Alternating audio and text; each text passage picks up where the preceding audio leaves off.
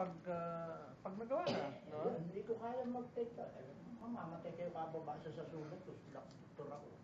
Tsaka ano, excuse me, yung corporate secretary, siya yung authorized to sign the document of the corporation. Sino ba yung ating? Actually, ganito, authorized to sign, dapat siya rin ang gumagawa, pero hindi naman ganun eh. Meron tayong mga pro forma niyan eh. Kumbaga, kukopyahin mo na lang at meron tayong consultant. Ayan, si Ate Gali, consultant natin. Actually, siya yung nagpinahanap na gawa niyan. So, corporate secretary, pipirma ka. Parang ako, pag binili sa akin ito ni Sari, saan ako pipirma? Ayun, pirma lang. Sa atin lahat, di ba? Saan tayo pipirma? Ganun lang. Mamaya natin pag-usapan yung yung compensation yung nakit kay Sari. Dapat meron din eh, necessary expense yun eh. Pero ibig sabihin, hindi ikaw lahat nga ang gagawa nun dahil merong mga na yan, pro forma na mga dokumento. So, ang tingin ko, it's not too difficult. So, dineclare nyo, may usapan naman tayo eh, i-respeto natin kung i-declare nyo. Pero doon sa mga susunod na ino-nominate, ang sinasabi ko naman sa inyo, hindi mahirap yung trabaho.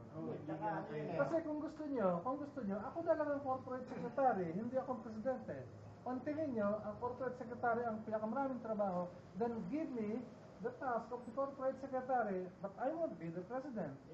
Cash out natin yung dalawang... Hindi pwedeng presidente o corporate secretary. Hindi, ibig sabihin, cash out natin so, yung naunang pagdidecline. Ulit tayo. Ulitin natin yun. Hindi, ulit tayo. Boto tayo ng presidente. And then I will accept the position of corporate secretary. Ito naman tayo mamili. Ako konsensya rin yung mga... Bago na. Sa taon naman yan eh. Wala tayong masyadong timing para mag-balimaktak. Noon pa hinahanap ko, magdagdag tayo ng tao. Pero hindi naman tayo, lalo na hindi naman tayo pwedeng mag-accept ng bagong participant sa meeting. Pangalawa, kahit magdagdag tayo ngayon, hindi naman magandang i-nominate niya kung bago natin. Siyempre, lumilipas ang taon, ganun pa rin tayo. Kaya hindi lang natin nakikita yung ibang mga napo-point ng matagal na. Kaya nga, yun ang yung sinasabi ko kanina. Saan ba natin gustong dalhin ito hanggang dito na lang talaga tayo? Kung hanggang dito na lang tayo, i-retain na lang natin to at dito na lang tayo. Wala tayong iba pang gagawin. Kung yung ginawa natin last year, hindi na gagawin natin ngayon. Sabi nga if you continue to do what you are doing, you will get more of what you are getting. So, tayo na last year, ganoon din tayo ngayon. Satisfied na ba tayo yung ating last year? It wasn't so bad, yung last year natin. Pero gusto ba natin mag-move up tayo sa mas mataas na level o okay tayo sa ganito na lang? Mag-move up tayo. Ganyan lang naman sa una yan, pero aangat yan. Mas mahalaga yung buo ang isang samahan kaysa walang samahan.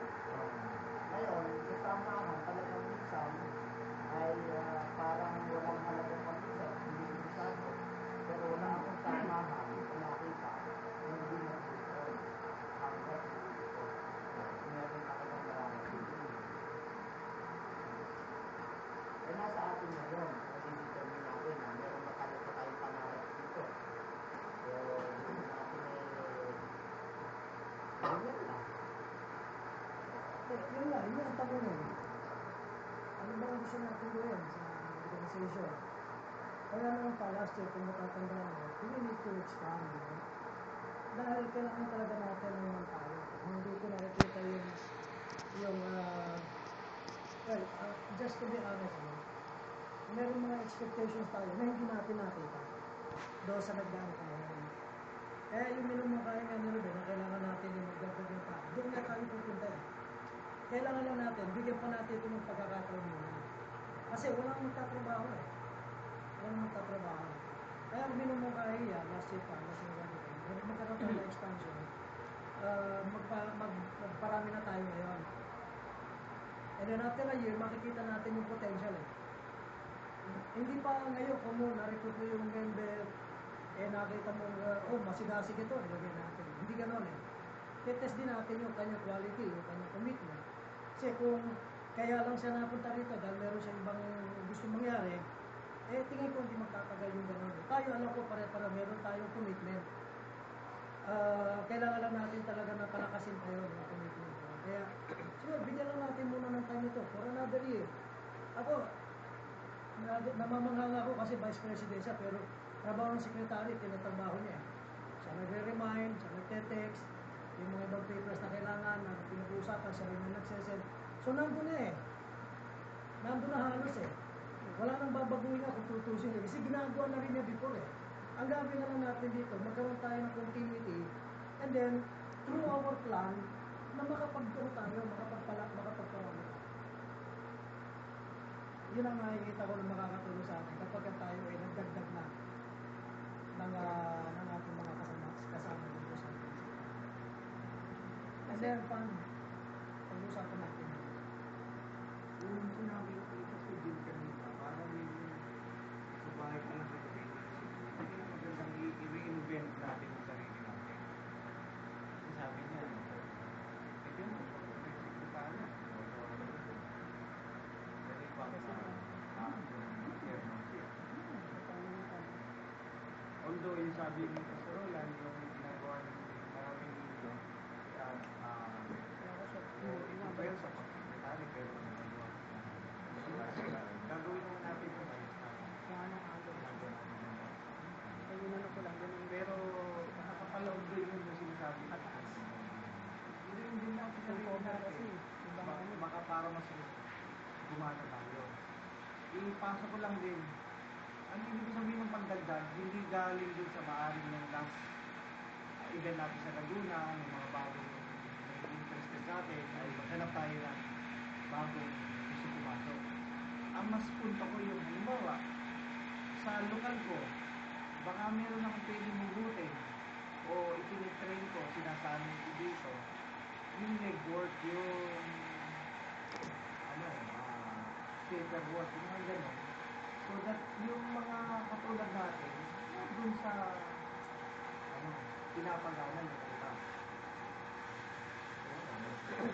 Yeah. In fact, yan nga yung yan yung sasabihin ko eh, no? Diba, kung ikaw yung secretary, nagkasali ikaw ang gagawa lahat eh. Katulad ng treasurer. Secretary.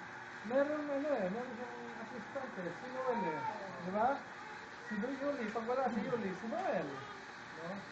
So, gano'n, pwede kang mag-delegate, meron kang assistant secretary na gagawa na kung pwedeng kasamahan natin dito, kung pwedeng hindi pwedeng kasama mo sa church kung sino man, no? Ang halaga, ikaw yung merong responsibility to get the work done. If you want to get done, depende sa iyo. Tama. Ay, secretary na nga, general secretary. 1, 2, 3, 4 secretary. Patay mo ang responsible person. Yung responsibility nasa sa'yo, pero not necessarily ikaw ang gagawa. Ito mo, isama mo sa meeting, take down mo yan. Siya lang ikaw lang yung charge Maybe for now, hindi natin kagad makikita yan eh. Pero like, ang isang clear example ko, si Yuli, diba sa time, dinala niya si June. Kaya lang, sabi ni June, at sabi, linaw kanina ni June, na-destino niya siya ng Bataan eh. Hindi ko nga, so hindi na ako mamot sa puntong, ano ngayon yung participation mo sa ano namin? Yung nangyari pa yung gusto kong i-open kasi dun sa kanina, yung sa networking na ano. Kasi, yung Diseya group natin sa Mayamot High School, trinabaho ko po yun bago ko ano. Kumbaga, parang niratsyada ko po siya. Kasi, hindi naman po ako tumatrabaho dun mag-isa. Kasi yung first year ko po dun trumabaho ako mag-isa, nakita kong result, wala. Kasi nga, hindi ko madala sa ano. So, dinala ko yung mga youth namin doon. At may mga ilang adult youth na ako na nakakasama doon. So ang mangyayari is, yung isa doon, tapos kumuha pa ako ng magiging assistant niya. Nung nalaman ko na mapupunta na ako ng Bataan, niratsada ko sila ng October, hanggang ngayon, tinitrain ko sila. Although nakakasama ko na sila for the past few, ang inano ko lang sa kanila is yung management. Yung sila na yung magpapatakbo ng sila na naglalakad ng papers, sila na yung kumakausap sa principal, kumakausap sa nag-delegates na ako sa kanila. At nung nakaraang drug awareness campaign nung November namin sa Mayamot, sila na yung halos nagpatakbo. Nandun lang ako, maliban sa nag-observe, nagsasalita pa rin ako, kapalitan. Parang ganun po. So, yun yung Tapos ang namin is, ganun na nga. So, may na-form na rin kaming organization doon na Saviors Club ng mga bata. So, kasama sa magiging activity nung Saviors Club is yung mag-conduct ng drug awareness campaign every November.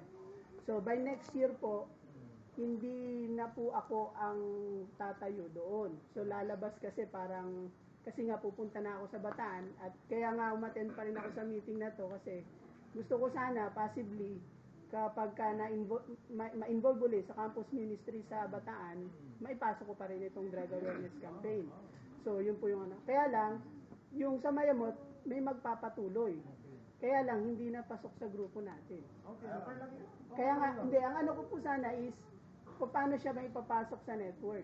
Babae siya. Tapos, yung sabi nga ni Sir kanina na may assistant tayo sa mga siya yung assistant ko talaga actually. Tanungin mo siya. Ganito lang, ito rin scheme natin, para maging malinaw sa lahat. Hindi tayo church. Apo. Hindi tayo church planter. Apo. Natulungan natin ang church nyo para magpagsimula ng gawain sa Mayamot. Ang church nyo ang magpapatuloy doon. Apo. Tayo, suporta lamang tayo. No? Ayun, kung kailangan nyo uli yung tulong ng DISEA, willing tayong tumulong. And after that, your church is doing well in running the ministry in Mayamot, okay na yun. No? Kasi, hindi naman tayo magtatayo ng church eh. So, paano po yung documentation? Kasi yung ginagamit ko na letter, DISEA letter pa rin. Okay lang yun. I-report mo lang. No? I-report mo lang sa atin. Para alam naman natin yung iba't ibang mga activities. Darating din tayo riyan. So, by next year, by this year pala, by November, magre-report pa rin ako ng Mayamot. Pero hindi na ako yung nagpatakbo. Sila na. Hingan ko na lang sila ng report. Siguro ang isang purpose ng pagtatanong niya, baka pwedeng bigyan nating accreditation yung iniwan niyang tao. Para sa gano'n, under pa rin ng program ng DISEA. Yun ang pinupunto niya. Kasi kung pinag-usapan natin yung expansion, saka yung enlargement ng grupo natin, ang tingin ko po maganda sana is bawat isa sa atin may kanya-kanya mga network na. Yun nga. Diba? May kanya-kanya, patulad niya, may network na ako sa Mayamot High School. So magsisimula uli ako ng network. So pag sinabing Pastor June Tambalo na kasama ng DISEA, hindi lang siya mag-isa. Network siya eh. So bawat isa sa atin, network ang dinadala talaga natin. Good point, pwede yung putulin muna natin doon yan, ha? Balik muna tayo. Balik tayo rito sa babalik tayo rito, ha? So, babalik tayo sa secretary. So ganun, ha? It doesn't necessarily mean na ikaw ang tatrabaho noon. Ikaw lang yung merong responsibility. Sino yung tatrabaho? It is up to you. Whether it be one of our members o kaya iba, tingin mo na, ito, pwede kong tulungan ito. Diba, si Pastor Romel, pwede kong tulungan. I-solicit mo yung kanyang assistance. Pero ang merong primary responsibility ay ikaw.